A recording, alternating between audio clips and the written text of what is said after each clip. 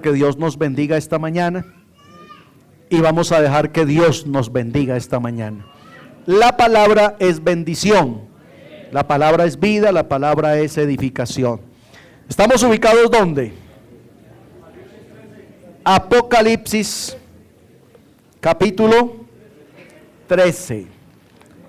Apocalipsis capítulo 13 es donde estamos ubicados y vamos entonces esta mañana a dejar que Dios vuelva y nos hable. Creo que vale la pena repasar el capítulo. ¿Estamos? Dice la palabra: me paré sobre la arena del mar y vi subir del mar una bestia que tenía 7 cabezas y 10 cuernos, y en sus cuernos 10 diademas, y sobre sus cabezas un nombre blasfemo. Y la bestia que vi era semejante a un leopardo, y sus pies era como de oso, y su boca como boca de león. Y el dragón le dio su poder y su trono y grande autoridad. Vi una de sus cabezas como herida de muerte, pero su herida mortal fue sanada, y se maravilló toda la tierra en pos de la bestia. Y adoraron al dragón, que le había dado autoridad a la bestia, y adoraron a la bestia, diciendo: ¿quién como la bestia y quién podrá luchar contra ella? También se le dio boca que hablaba grandes cosas y blasfemias, y se le dio autoridad para actuar 42 meses. Y abrió su boca en blasfemia contra Dios, para blasfemar de su nombre. Dios tiene un nombre, de su tabernáculo y de los que moran en el cielo. Ahí está incluido usted también. Ya el Señor nos va a maldecir a todos ahí. Y se le permitió hacer guerra contra los santos, esto ya es otra cosa aquí en la tierra, y vencerlos. También se le dio autoridad sobre toda tribu, pueblo, lengua y nación, y la adoraron todos los moradores de la tierra, pero aquellos cuyos nombres no están escritos en el libro de la vida del Cordero, que fue inmolado desde el principio del mundo. Si alguno tiene oído, oiga. Si alguno lleva en cautividad, va en cautividad. Si alguno mata, a espada debe morir o ser muerto. Aquí está la paciencia y la fe de los santos. Después vi otra bestia. ¿Ya van cuántas bestias? 2. Después vi otra bestia que subía de la tierra y tenía 2 cuernos semejantes a los de un cordero, pero hablaba como dragón. Y ejerce toda la autoridad de la primera bestia en presencia de ella, y hace que la tierra y los moradores de ella adoren a la primera bestia cuya herida mortal fue sanada.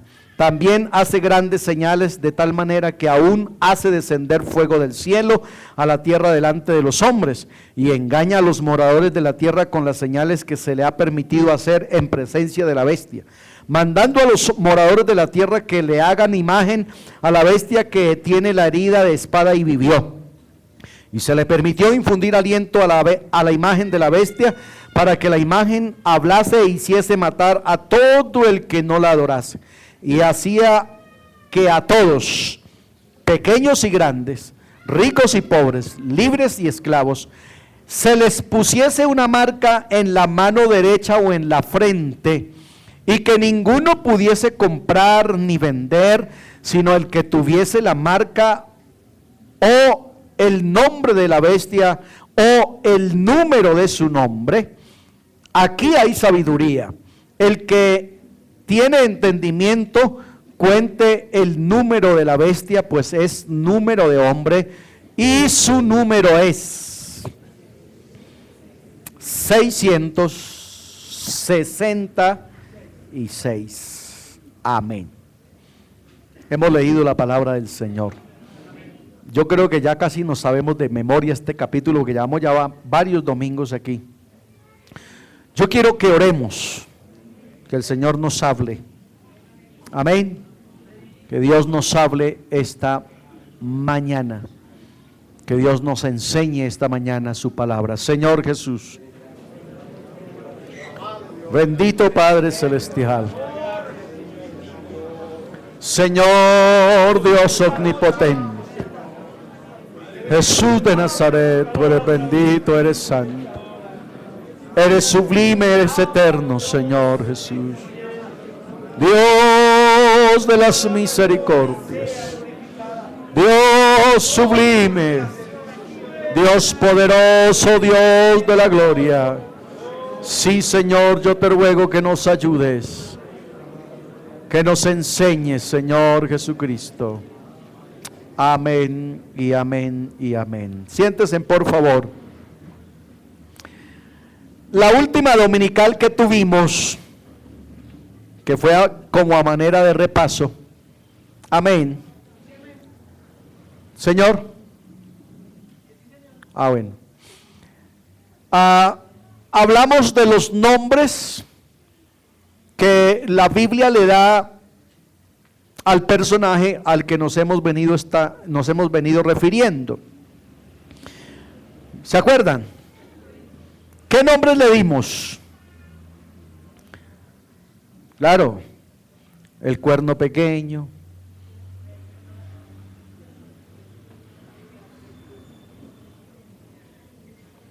¿Ah? A ver, miren sus memorias. Abran su disco duro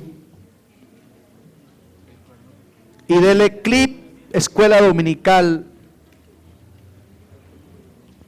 Amén. Marzo 12 por ahí, o menos. Cuerno pequeño. ¿Qué más?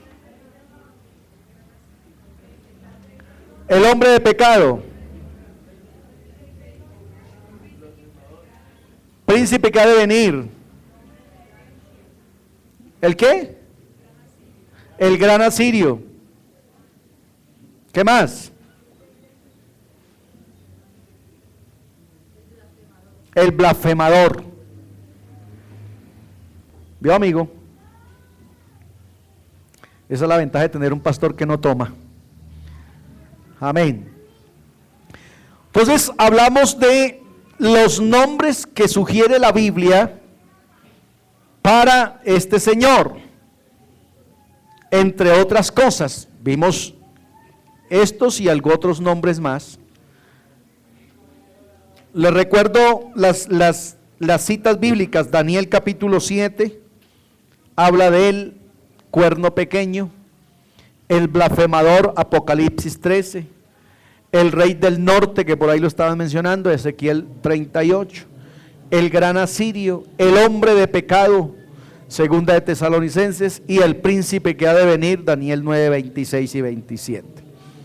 Entre otros, son los nombres con los que el personaje al que hemos venido refiriéndonos ya por varias escuelas dominicales se conoce. Amén. Dijimos además, o más bien recordamos, definimos y dejamos ya totalmente aclarado lo de las cabezas, ¿sí?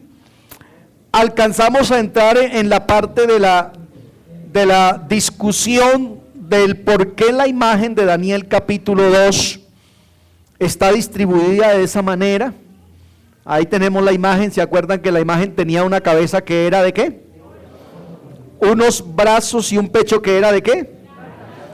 Un vientre y unos muslos que eran de, unas piernas y unos dedos que eran de hierro y barro cocido. De esa manera estaba constituida entonces la imagen. Yo les había formulado la inquietud de el por qué Dios permitió que la imagen tuviera la cabeza de oro. Sí, siempre que vemos el oro en la Biblia tiene que ver con la santidad, con la divinidad de Dios. Amén.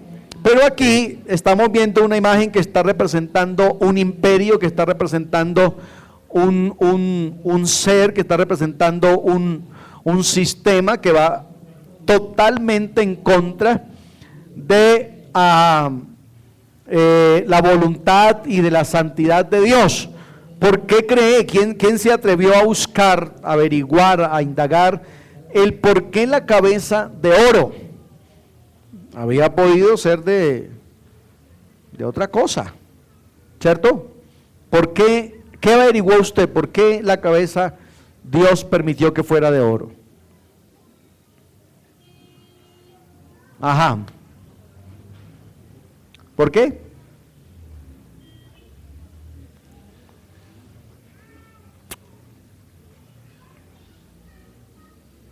Bendito. ¿Qué por qué? Porque el oro vale más. Porque el oro es el de mayor precio. ¿Por qué?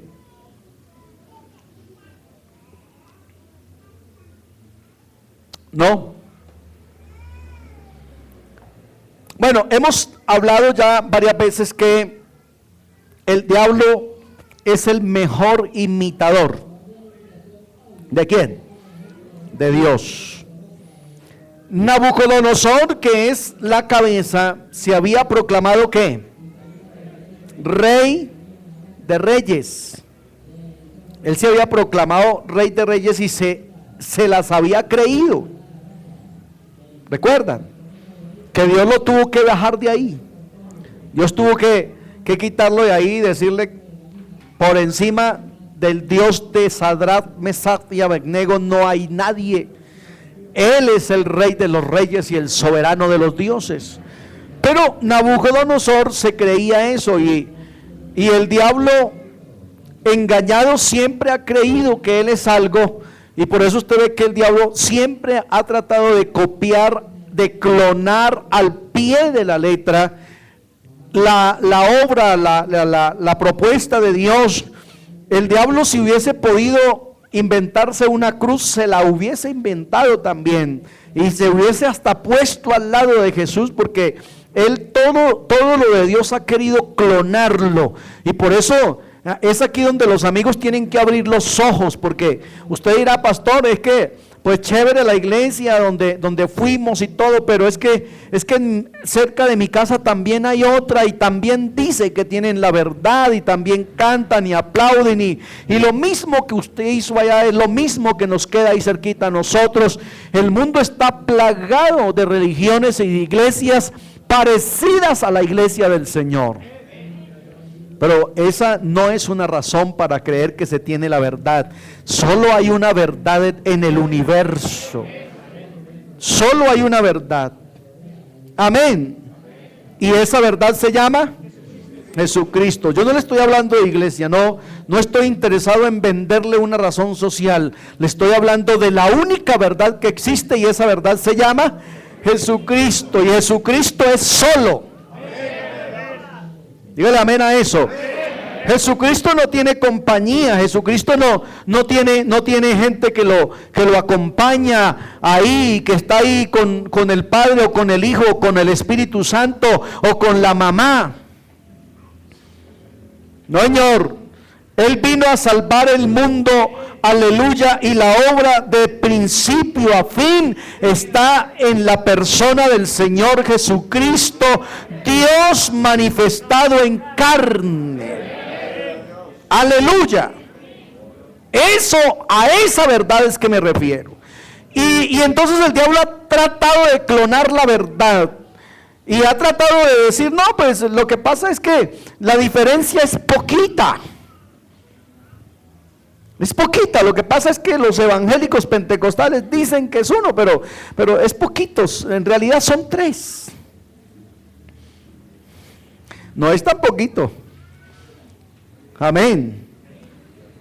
No es lo mismo uno que tres. Cualquiera que tenga medio dedo de frente sabrá que es así. Amén. No es lo mismo uno que tres. Amén. Tres ya son montonera. Y en el cielo hay una sola silla. Yo siempre he tratado de que me definan dónde se sentaron los otros dos. Porque mi Biblia dice que en el cielo hay un trono. Un solo trono. Vi una puerta abierta, vi un trono. Dice Juan. Amén. Y en el trono a 3 sentados. A uno sentado, dice Juan. Así que yo he tratado de mirar, de ver por la Biblia, que es el telescópico de Dios de aquí para arriba. Amén. Y no se ve sino un trono y uno sentado. Entonces la respuesta sería sencilla: los otros dos están eternamente de pie. ¿Sí? Amén. Porque otros dicen, no, Jesús se sentó a la derecha del Padre. Y tampoco han podido responderme cuál es la derecha del Padre. Porque el Padre es Dios. Y Dios es infinito. O sea, de aquí para allá no tiene orilla. Y de aquí para allá no tiene orilla. Y de aquí para allá no tiene orilla. Y de aquí para allá no tiene orilla. Entonces hágase a la derecha de alguien que no tiene orilla.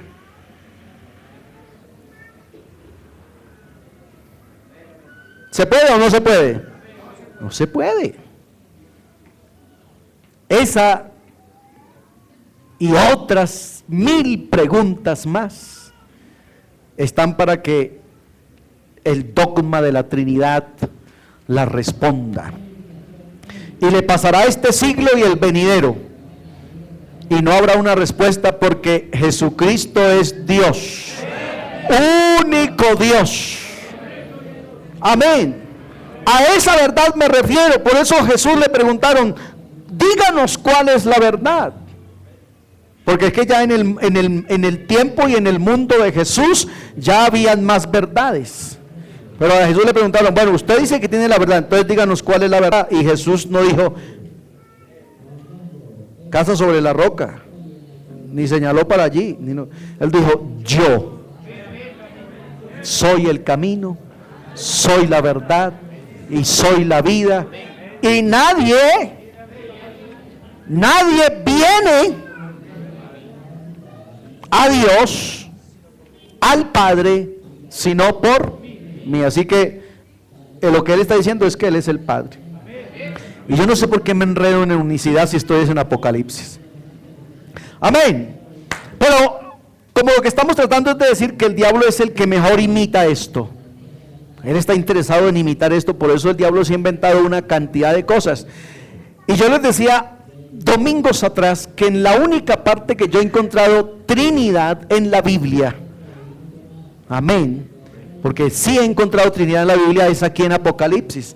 Ya tenemos, tenemos al diablo, al anticristo, porque el diablo aquí es mencionado como el dragón, el anticristo, el diablo, el anticristo y el falso profeta. Ahí está, Padre, Hijo y el otro. Pues imposible decirle Espíritu Santo, ¿no? Ni lo vaya a hacer siquiera. Ahí están los tres. Y por allá más adelante en Apocalipsis 14 o 16 encontramos que de uno de estos tres salieron 3 espíritus. Otra vez la Trinidad. 3 espíritus a manera de ranas. Amén. Otra vez la Trinidad, pero nunca con referencia a Dios.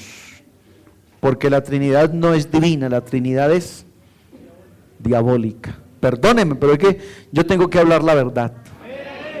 Perdónenme, y el diablo me está odiando en este momento y por eso ha intentado matarme no una vez, sino muchas veces.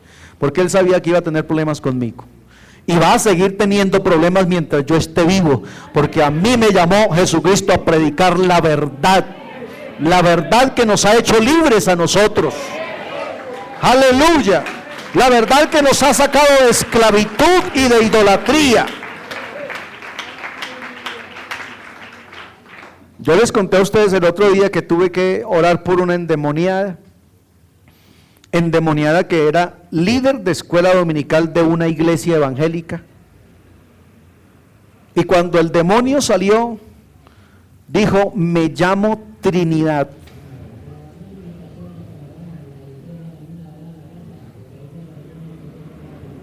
Amén. Me llamo Trinidad. Así que no crea que esto tiene algo de bueno. El diablo se la ha inventado para engañar a la humanidad y sí que los tiene bien engañados. Amén.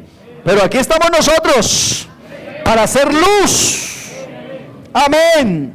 Ser luz a las naciones. Listo, entonces dijimos que este Señor tiene estos nombres. Dijimos que la imagen, entonces, la primera es cabeza, que es falsa divinidad. O sea, el sistema pareciera que es de parte de Dios, el sistema pareciera que Dios está en él y que es voluntad de Dios y que todo esto se mueve bajo la dirección de Dios. Así que el oro en este señor anticristo, las diademas de oro, las diademas y la cabeza de oro es falsa divinidad. El diablo ha intentado imitar a Dios, pero nunca podrá. Amén, nunca podrá. Y eso lo intentó desde que estaba en el cielo. Cuando en el cielo el diablo veía, y esto lo vamos a tocar ahora en el mes de la alabanza, cuando en el cielo el diablo veía que todos los seres angelicales venían y se postraban, interpretaban instrumentos y alabanza para el Dios que estaba sentado en el trono, él sintió envidia. Él era el segundo en el cielo. Pero él dijo, no quiero ser el segundo, yo quiero que me adoren a mí también. Y entonces convocó a los seres angelicales para que lo adoraran. Y cuando él entró en esta envidia y en este enojo y en esta actitud de hacerse igual a Dios, entonces lo echaron del cielo. Amén. Porque el único digno de toda honra, de toda gloria, de todo reconocimiento, de toda la alabanza, se llama ¿cómo? Se llama Jesucristo. Yo estaba hablando ahorita de mi presidente. Es un gran hombre de Dios. Pero le garantizo que cuando él venga aquí, por favor no se le vaya a agachar a besarle el dedo gordo, que él no lo va a tolerar.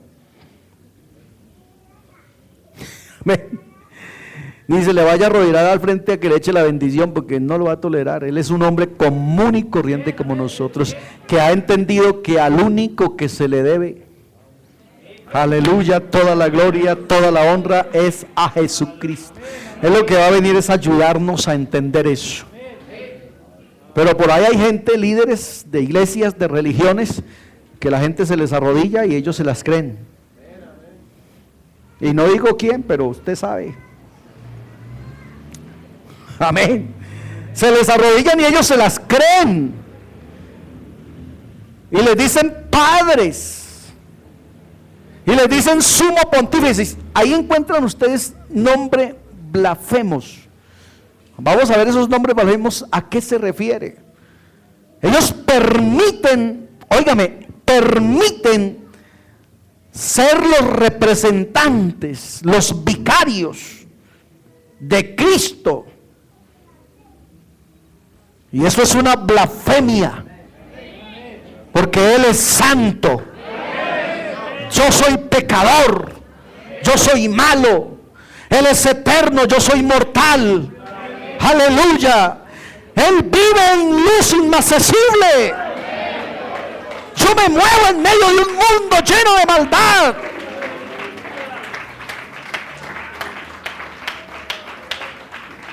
Aleluya. Así que no nos podemos engañar. La palabra de Dios es clara en esto, y enfática y celosa en esto de adorar hombres, de adorar imágenes. Amén. Entonces, no, el hermano presidente va a venir por aquí, pero no se preocupe, usted no tiene que ni quitarse la gorra, ni echarse la bendición, que yo ni me la sé echar, gracias a Dios, porque no es ninguna bendición. Cuando uno se hace una cruz, porque tengo entendido que cuando uno se persina, lo que se hace es una cruz. La cruz en la Biblia no significa bendición. La cruz en la Biblia significa maldición. Es que ese es el problema de andar engañado. Ese es el problema de andar engañado, que uno hace cosas que ni siquiera sabe por qué las hace, porque mi abuelo, porque mi tatarabuelo, porque todos en la casa la hicieron, yo también la hago, pero ¿qué de eso? ¿Qué sabe usted de eso? Mi Biblia dice que la cruz no es bendición, la cruz es maldición. Y cuando su hijo va para el colegio y se acerca donde usted y le dice bendición, padre, y usted le hace así, lo está maldiciendo.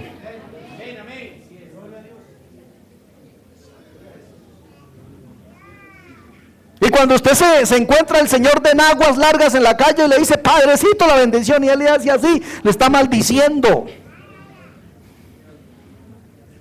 Aleluya, aleluya, aleluya, aleluya.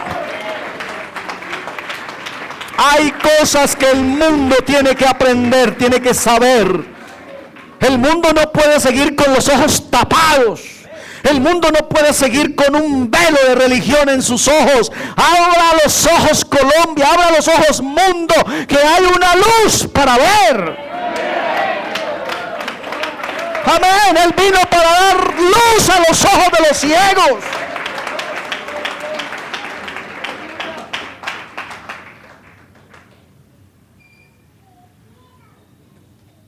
Yo estaba viendo esta semana la noticia y entonces había una buena noticia, que el camino a Monserrate ya está arreglado para lo de Semana Santa, porque hay que ir allá, porque él no puede venir acá, porque como está caído.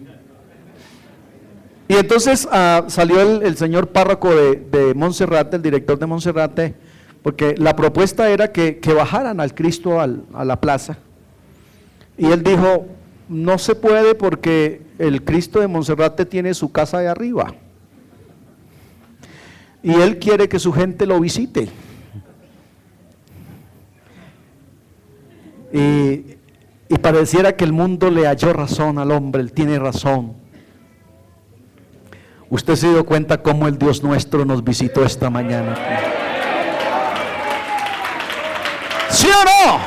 Nos visitó, estuvo aquí, está aquí. Está aquí. Amén.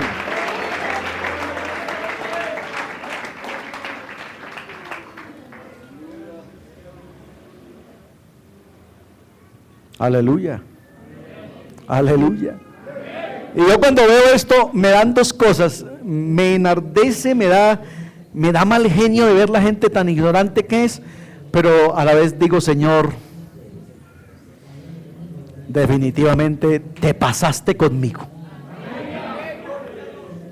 Porque si yo me pongo al lado del señor director arriba de Monserrate, pues seré menos que una hormiga. Amén. O al lado de cualquier inteligente en Colombia y seré menos que ellos, pero si se refiere a Dios, les toca que se sienten a escucarme, porque he conocido al que es verdadero.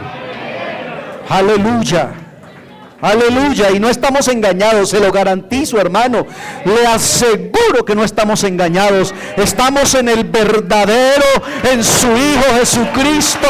Este es el verdadero Dios y la vida eterna.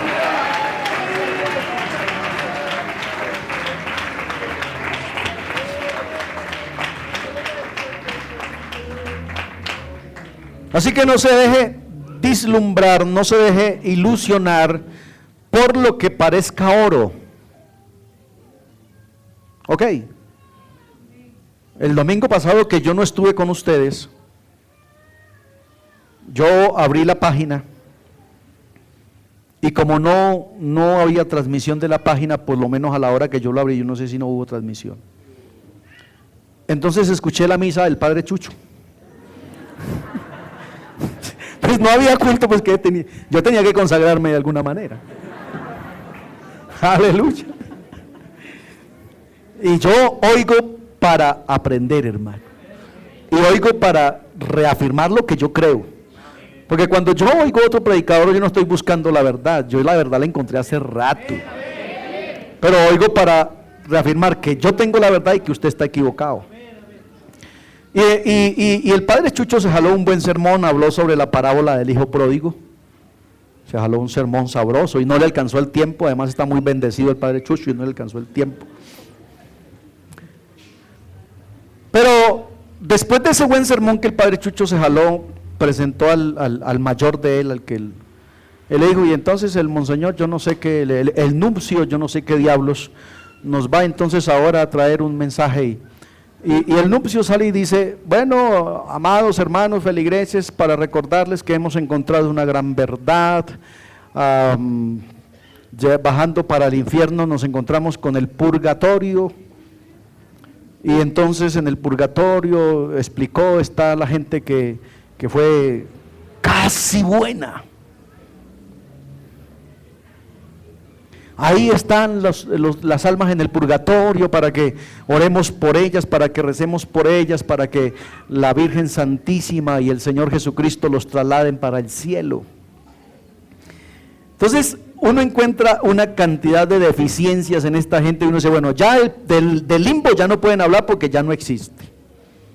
Entonces hay que bajar al segundo piso bajando y encuentran el purgatorio, pero ellos todavía creen, y hay gente que les cree que uno se muere y que si fue casi bueno, o sea que si no le pegó a la mamá, se va para el purgatorio, y que en el purgatorio entonces a uno le pagan unas misas, y después de unas cuantas misas uno sube al cielo. Amén. La pregunta sería, ¿cuántos de esos sabe usted que han subido ya para el cielo? No, a usted como pentecostal le queda muy fácil responderlo, pero ojalá hubiese aquí un religioso católico que me diga, ¿cuántos sabe usted que ya han subido al cielo? ¿Cómo lo comprueba? Pues sencillo, vayan de cualquier cura y dígale, mire, mi abuelo murió hace 40 años. A ver si padre me le canta una misita y verá que le dice, pague 30 allá en la casa cural, en la tesorería, y le cantamos la misa. ¿Qué indica eso? Que está en el purgatorio y hace 40 años está ahí. Entonces era muy malo el viejo. Malo. Entonces no era ningún casi bueno, era malo, porque si en 40 años no ha salido del purgatorio, entonces ¿qué diremos de los que le han pegado a la mamá? Amén. Y con eso esta señora que está más adelante se ha enriquecido, porque están cobrando la salvación, y la salvación ya tuvo un precio hace rato. Amén. La salvación ya tuvo un precio en la cruz del Calvario. ¿A través de quién? De Jesucristo. Él murió por los pecados del pueblo. Desde Adán, amén, hasta hoy, y desde aquí hasta que nazca el último de todos los hombres, la salvación ya está pagada. Amén. Y alguien dirá aquí, pastor, ¿y entonces usted por qué cobró diezmo esta mañana? No, yo no cobré diezmo. La iglesia dio el diezmo, pero no lo dio para salvarse, lo dio porque ya es salva.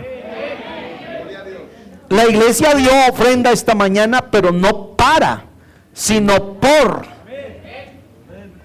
Damos porque sabemos que somos salvos, y la salvación da en nosotros, hace nacer en nosotros gratitud, y la gratitud nos hace servir a Dios. Amén. Pero aquí no, nada de lo que hacemos aquí, las palmas, los cantos, los aleluyas, las ofrendas, los votos que hacemos aquí, no los damos para, sino por, que es diferente. Amén. Es diferente. Cuando nosotros nos muramos, si nos salvamos, nos salvamos, y si nos condenamos, nos condenamos. Por eso la salvación es ahora. Dígale amén a eso. Entonces no se deje engañar, no es lo mismo esto que esto. Hay una gran diferencia, y yo le invito a que la escudriñe, yo le invito a que le ponga cuidado, porque no será lo mismo lo de Dios que lo del diablo. No será lo mismo. Dios es Dios y el diablo es diablo, y el diablo está ya totalmente confinado a los infiernos, y por eso es lo que no quiere decir ser solo a los infiernos. Déjeme decirle algo, mi amigo y hermano, esta mañana, que me ve, que me escucha y que está presente. En el infierno todavía no hay nadie. Amén. Y Dios no quiere que nadie vaya al infierno. Dios no hizo el infierno, no creó el infierno para que su creación vaya allá. Dios no quiere que ninguno se pierda. Pero es necesario que el hombre proceda a un arrepentimiento, que lo conozca Él, que camine con Él, que le eche mano, aleluya, a la vida eterna. Por eso hemos venido con despacio. Yo no tengo afán de terminar Apocalipsis. Yo quiero que la iglesia en Voz a la Cabaña conozca este evangelio de veras. Dígale amén a eso. Aleluya. Entonces, la cabeza que sea de oro es que falsa divinidad. O sea, ahí no hay nada de divino. Es apenas apariencia. Es lo mismo que pasa con el jinete, el primer jinete del capítulo 6 y el jinete de Apocalipsis 19. Ambos son blancos. Y el jinete del 6 viene proponiendo una falsa paz. ¿Ya? Y por eso incluso predicadores dicen: ese es el Cordero de Dios, ese es Jesucristo que viene en su caballo blanco. No, mentira del diablo, esa es la imitación. Amén. El diablo siempre ha querido imitar. El bronce, la plata, viene entonces la imagen y describe entonces ¿qué? Plata. Pecho y los brazos eran de plata. La plata siempre en la jerga escatológica y en la jerga bíblica, la plata implica ¿qué? Precio. Es lo que se paga para el rescate, o es lo que vale algo. Es lo que yo tengo que pagar por de pronto mi equivocación, o es lo que yo tengo que pagar por de pronto mi anhelo, mi sueño, o qué sé yo, lo que yo quiero alcanzar. La plata, entonces, recordemos que el pecho y los brazos estaba representando ¿a quién? ¿A quién? En la cabeza a Nabucodonosor. ¿Sí? La cabeza a Nabucodonosor. El pecho y los brazos ¿a quién? A los medos y a los persas. ¿Qué implicaba eso? Que a estos señores les tocaría pagar el precio de querer reinar, gobernar, porque acuérdense que ya estamos en el tiempo de los gentiles, ¿se acuerdan? Ya estamos en el tiempo de los gentiles, ya los gentiles tienen la bota, el zapato sobre el pueblo de Israel, y ellos están ahora peleándose la idea de ser reyes y de gobernar sobre la nación santa, pero eso implica tener que pagar un precio. Amén, implica tener que entregar la vida, implica tener que aunque están de parte de Dios, porque Dios permitió esto, ellos funcionan como el agente de Dios para que el pueblo de Israel también tenga que ser puesto en cintura, aunque vienen ellos de parte de Dios como esos agentes, como esos heraldos que Dios va a usar para que el pueblo de Dios entre en cintura y reconozca que definitivamente se tienen que volver al Salvador del mundo, al Dios de su padre Isaac y Jacob. Entonces ellos tienen que, a través de su misma política, su mismo desenvolvimiento social, económico y político, tienen que verse obligados a que paguen el precio. Por eso los medos y los persas hacen que Nabucodonosor decrezca. Ellos toman el reinado, pero a ellos otro viene y los subyuga. Amén. Porque Dios no es estático. Hay cosas que se van dando y que al que le toque las tiene que vivir. Amén. Viene entonces el vientre y los muslos, que eran ¿de qué? De bronce. Eso implicaba un juicio para el pueblo. Implicaba que a través de una grande guerra, se dice que más o menos para este tiempo, estamos hablando ya de Alejandro, amén, Para este tiempo, en esas edades más o menos, se dieron grandes debacles, grandes guerras. Se habla de una de ellas, se habla de Antíoco Epifanes, y se habla que en esa época hubo sangre hasta el freno de los caballos.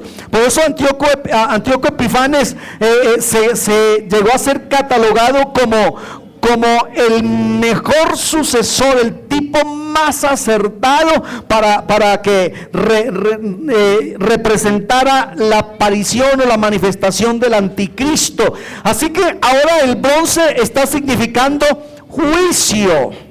Amén.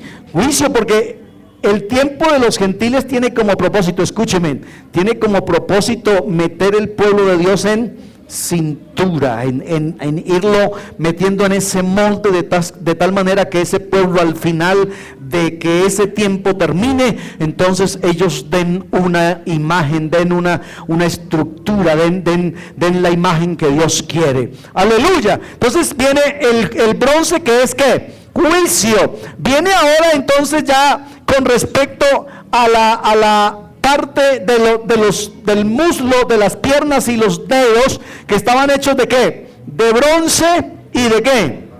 Y de barro cocido. Esto, de hierro y barro cocido. Esto implicaba entonces que ese reino, amén, que estaba ahora mezclado, religión y política. Entonces era en parte fuerte y en parte era débil, en parte iba a tallar al pueblo de Israel, pero en un momento el pueblo de Israel iba a tener respiro y también iba a tratar de subyugar. Aleluya. Esto, de esta imagen, con cada uno de sus metales hay que aplicarlo en dos tiempos. Uno con respecto al imperio, amén, con respecto al imperio. El que fuera de oro ya dijimos que era una imitación. El que fuera de plata implicaría que sería un imperio que le cobraría a todos un precio. Implicaba que fuera de bronce, que ese reino iba a ser un reino subyugador, poderoso, y que iba a castigar a muchos. Y el que fuera de hierro y de barro implicaría entonces que aunque era muy poderoso y muy fuerte, también tendría su parte donde pullarle, donde chuzarle. Y entonces por eso es que de vez en cuando por ahí a uno como predicador se le zafan algunas y tiene donde chuzar. Aleluya, porque tiene bastante parte débil. Aunque son mundiales, aunque son subyugadores, aunque se meten con los gobiernos y aunque los gobiernos casi les obedecen a ellos, hay un pueblo que es capaz de chuzar en la parte que es débil, porque conocemos y sabemos. Una alabanza al Señor Jesús. Una alabanza al Señor Jesús. Este lenguaje, ¿por qué? Porque acuérdense que dijimos que este lenguaje no se refiere, cuando se habla de bestia, no se refiere precisamente a un animal salvaje, sino a una persona que tiene acciones, a un imperio que tiene acciones. Por eso estamos usando este lenguaje, porque estamos hablando desde un imperio que no comenzó ahora, viene desde Nabucodonosor, y ese imperio tiene tres componentes: parte política, parte económica y parte religiosa. Amén. Cuando Jesús vino, la religión ya estaba en el mundo. Jesús no vino al mundo por falta de religión. Jesús vino al mundo precisamente a eso, a decirle al mundo que la religión que había no era la verdad. Y por eso Jesús dijo: yo voy a edificar mi iglesia. Porque las que ya habían, amén, las que ya habían no eran. Él dijo: vine a edificar mi iglesia, y edificando mi iglesia, las demás no van a prevalecer contra ella, no se van a mantener. La iglesia se hará un monte grande que llenará toda la tierra. Alguien que dé una alabanza a Jesucristo. Alguien que dé una alabanza a Jesucristo. ¿Ha entendido ese pedacito? Entonces, mire que cada vez esto de Apocalipsis 13 nos va llevando por por diferentes, esto tiene una cantidad de senderos a donde ir saliendo y a donde ir entendiendo la palabra, porque hermano, aquí empieza a desarrollarse, repito, 13, 14, 15, 16, 17 y 18 de Apocalipsis. Todos estos capítulos nos describen un imperio de política, de economía y de religión. Amén. Que el Señor nos ayude a descubrir con ojos bien abiertos, con oídos bien despiertos, realmente de quién se trata. Amén. Para que entonces definitivamente también nosotros nos postulemos, amén, nos ubiquemos en la posición que Dios quiere que estemos, porque a mí me entristece cuando a veces la iglesia no ocupa su posición, y cuando la iglesia está siempre como por debajo del zapato, y cuando el cristiano como que no le da libertad y no tiene la autoridad para decir soy cristiano, soy pentecostal, soy unicitario, sino que siempre está hablando como por debajo de los dientes. Y usted, amén. Y siempre estoy como hablando por debajo de los dientes, como que si tuviera algo robado, como que si que lo que tiene no se lo hubiera dado Dios. No, hermano, nosotros somos una autoridad espiritual en la tierra y tenemos que actuar como lo que somos. Amén.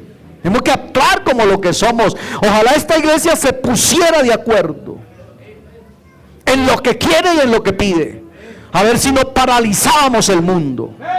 Amén. Ojalá nos pusiéramos de acuerdo y ojalá aprendiéramos a conocer el Dios que tenemos, y se darían cuenta ustedes lo que somos capaces de hacer. Eso que dice el Señor, vosotros sois la sal de la tierra, y si la sal se desvaneciere, entonces ¿con qué será salada? Eso no es tan simple como usted lo escucha. Lo que tiene todavía este mundo medio vivible, medio sostenible, medio habitable, ¿sabe quién es? La iglesia del Señor. Cuando esta iglesia se quite de acá, esto será una olla podrida, hermano. Amén. Amén. Eso está comprobado. A los pueblitos, a las veredas, a las inspecciones, a los municipios, a la ciudad, al barrio donde ha llegado el Evangelio establece paz. Eso se llama sal, para que mantenga las cosas, se conserven las cosas. Pero cuando esta sal se desvanezca, se desaparezca, se quite, entonces esto no será nada más que una olla podrida. Amén. Así que nosotros tenemos una posición que el mundo no la reconoce, pero Dios sí la sabe, y usted y yo la sabemos, y tenemos que actuar según eso que sabemos y conocemos, porque somos una autoridad de Dios. Usted no le ha dicho a un espíritu inmundo, te reprendo en el nombre de Jesucristo, y no se le ha sujetado y no se ha ido. Usted no le ha dicho a un enfermo de cáncer, te sano en el nombre de Jesucristo, y no se ha sanado. ¿Sí o no? Usted no le ha invocado el nombre de Jesucristo a un carro que viene para encima a estriparlo a usted. Amén. Claro, yo lo he hecho. Yo lo he tenido que hacer. Porque por fe taparon boca de leones, dice la palabra. Así que, hermanos, vamos a actuar como lo que somos y como lo que creemos. No actúe así porque no, actúe por lo que cree y por lo que conoce. ¿Está conmigo? Actúe por lo que sabe, actúe por lo que cree usted. Amén. Vamos a orar. Órele al Señor y dígale: Señor, ayúdame a valorar el conocimiento que me ha dado. Ayúdame a valorar la revelación que me has regalado. Nosotros tenemos revelación de parte de Dios. Tenemos revelación que no se encuentra en las bibliotecas. Esta revelación viene del cielo. Y ojalá hubiese un amigo aquí que quisiera de esta revelación. Esta revelación lo hará usted grande, inteligente. Hará desarrollar su empresa, su intelecto, su familia. Amén. Señor Jesús, Dios de la